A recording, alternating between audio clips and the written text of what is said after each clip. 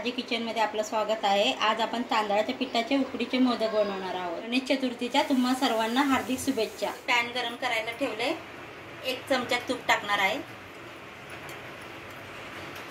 त्यामध्ये 2 वाटी ओला नारळ किसलेला टाकणार आहे। आता एक खोबरं जरा परतून घेऊया।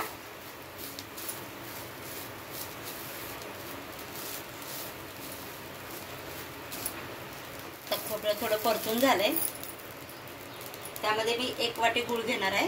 आता गूळ चांगला चिरून घेतला। आता हे सर्व गूळ मिक्स करून घेऊया।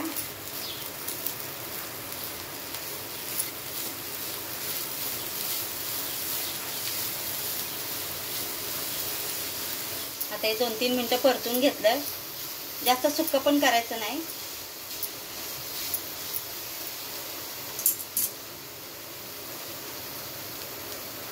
आता त्यामध्ये मी अर्धा चमचा वेलची पावडर टाकणार आहे। त्यावर थोडी जायफळ आपण किसून टाकूया। मिश्रण एकत्र करून घेऊया।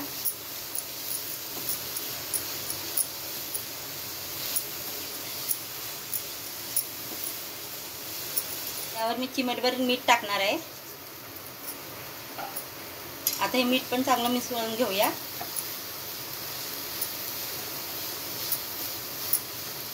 आपलं सारण बनवून तयार आहे। तर कढईमध्ये 1 वाटी पाणी घेणार आहे। 1 वाटी पिठीसाठी 1 वाटी पाणी घेणार आहे। तुम्हाला जर दूध हवं असेल तर अर्धी वाटी दूध, अर्धी वाटी पाणी घेऊ शकता।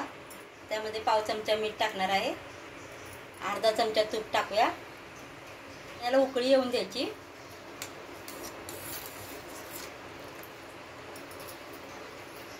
1 वाटी पाण्यासाठी 1 वाटी मी पीठ घेणार आहे। आता हे सर्व मिक्स करून घेऊया।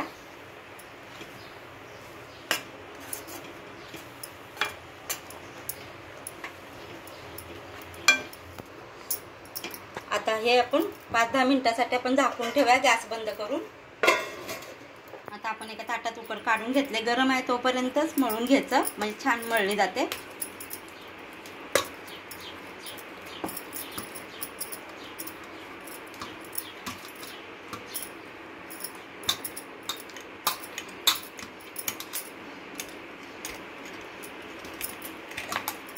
थोडंसं पाण्याचा हात लावून नुसतं मळून घ्यायचे, चांगले मळून घ्यायचे।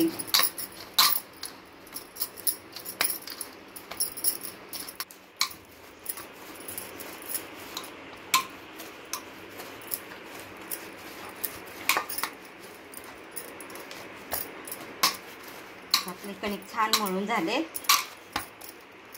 छान मळून झाले। आता आपण एक गोळा करून घेऊया। इथे आपण मोदकाचा साचा घेतलाय। आता त्याला आपण तूप लावून घेऊया।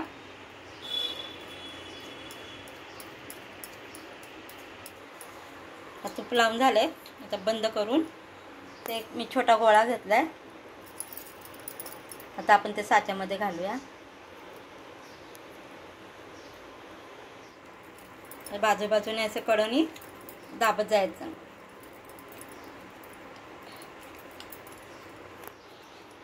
सर्व बाजूने घेतलं लावून। आता आपण त्यात सारण भरूया।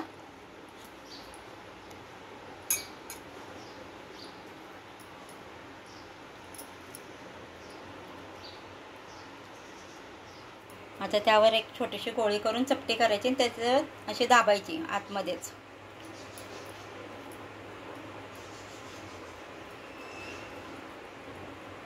या साचा आपण उघडूया।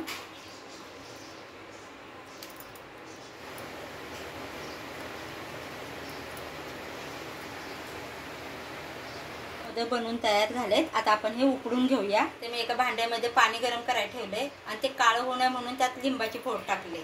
आता या चाळणीला मी तूप लावून घेतले, तुम्ही तेल सुद्धा लावू शकता। आता आपण यात एक मोदक आपण हे वाफलायला ठेवूया।